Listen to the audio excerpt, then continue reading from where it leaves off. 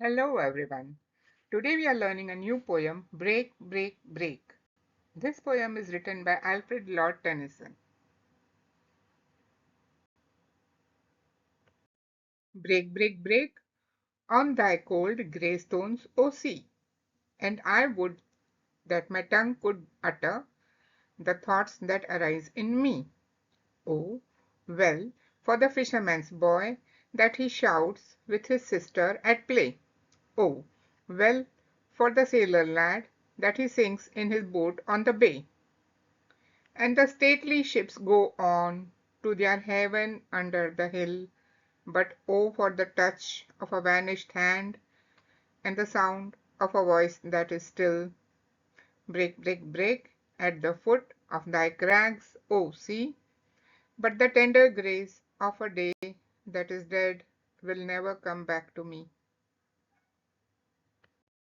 Poet is finding trouble in expressing his thoughts that are rushing in his mind. Life is filled with joy.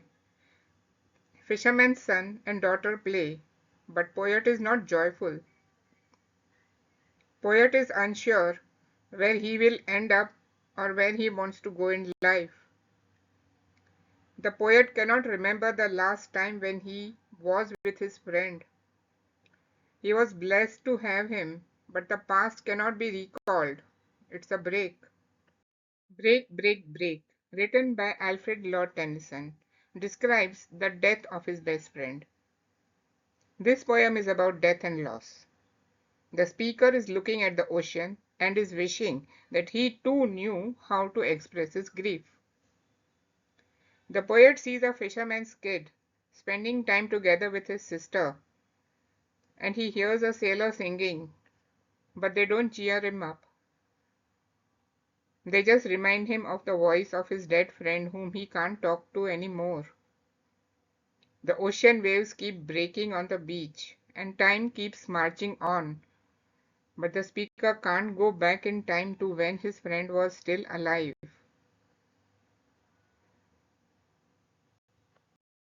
The title Break, Break, Break shows the line that is repeated several times and emphasizes the importance of the breaking of the waves against the shore in the poem. Even if one may wallow in regret and the incapability of bringing back the past, time will continue to move. The world will continue to revolve regardless of someone's hardships. The speaker is viewing every day pass by as the waves break on the shore. He seems to be speaking to himself, and he is expressing sorrow for the time that has passed, and now the rest of the world seems to be indifferent to his troubles. The poem is filled with sorrow, death, time, and sadness. The poet is on the sandy seashore and looks at the steady break of the waves on the rocks. He is remembering someone, probably a close friend, and wonders if he could just speak aloud the gush of thoughts that come to his mind.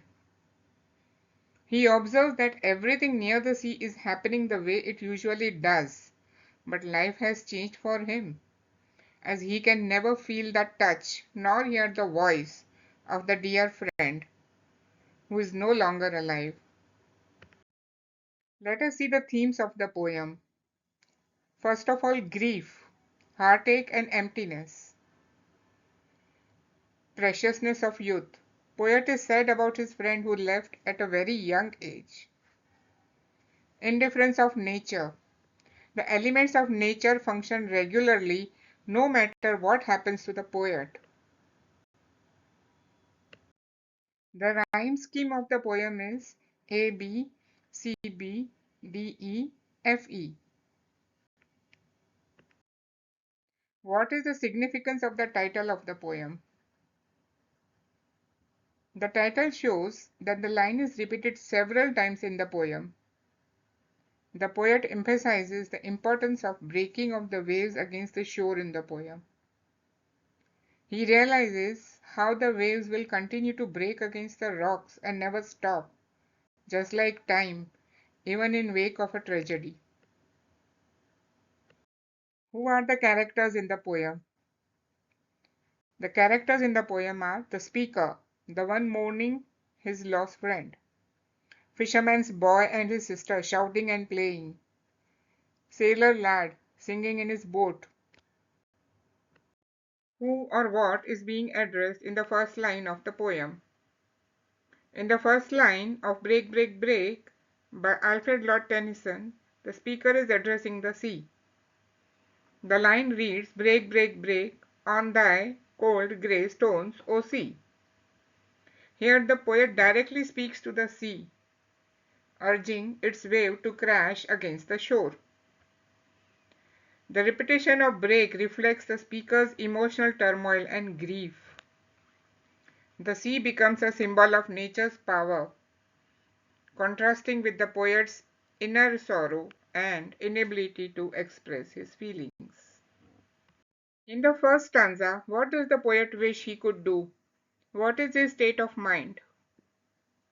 In the first stanza of the poem Break, Break, Break, the poet Alfred wishes that he could break free and be expressive with his thoughts that come to his mind, just like the waves breaking against the rocks. He says so because the poet has lost his dearest friend and is unable to come to terms with his grief. Hence, his thoughts are not becoming vocal and expressive. Who are the people mentioned in the second stanza? Where are they and what are they doing? The people mentioned in the second stanza of the poem Break, Break, Break are fisherman's son playing cheerfully with his sister as well as a young sailor boy singing in his boat as it rests on the bay. The poet seems wistful and wishes that he could also be as happy and expressive as the fisherman's children and the sailor boy. He almost envies their happiness. The speaker notices the ships moving to their haven under the hill. Is he disturbed by them? The poet Alfred is obviously disturbed as the ships are moving forward to their destination, which signifies that life is moving on. The poet feels powerless and lifeless. He is unable to move forward. So much was he affected by the loss of his friend. The ship is reaching its place of rest after its voyage. The life of poet's friend too has come to an end. Will never come back to me. What will never come back to the speaker? Why? The poet is grief-stricken. Alfred realizes in the end that the beautiful memories of those days he had with his lost friend are not going to come back again. He sadly accepts the reality of life. Is there a change in the speaker's mood from the first to the last stanza? Explain. Yes, there is a change in the speaker's mood from the first to the last stanza of Break, Break, Break. In the beginning, the speaker feels very sad and cannot express his feelings. He watches the sea waves and wishes he could speak his sorrow. In the middle, he sees children playing and sailors singing. This makes him feel even more lonely because others are happy while he is grieving. At the end, he accepts that someone he loved is gone forever. He still feels sad, but now he understands that the past will not return. So the mood changes from deep sadness to quiet acceptance. How does the poem show that life and nature go on despite what happens to human beings? In the poem Break, Break, Break, Alfred observes the continuous breaking of the waves against the rocks. He also observes the playful happy children and the sailor lad.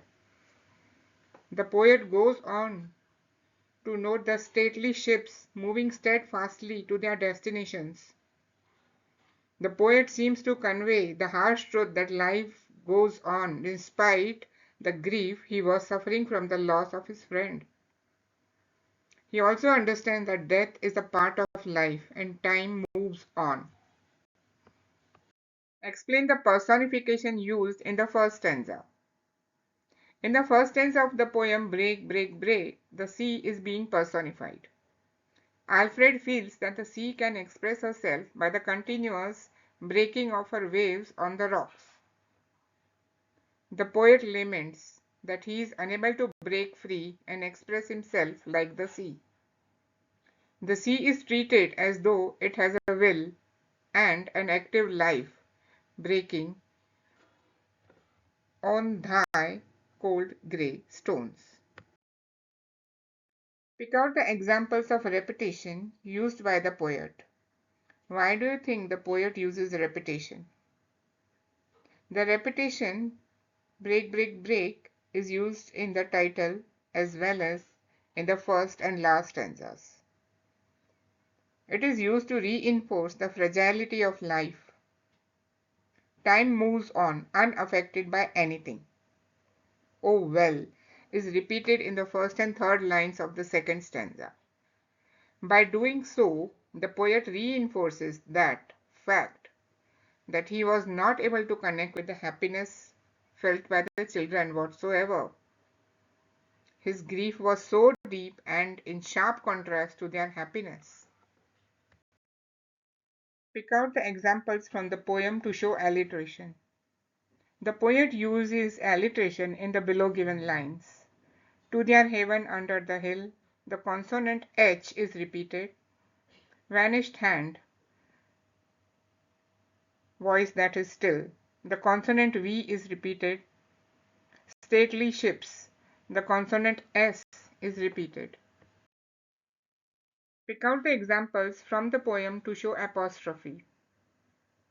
The speaker directly addresses the sea, O sea, and O sea in stanza 1 and 4. An apostrophe is a direct address to an absent person or non-existent person or an inanimate object. Thank you.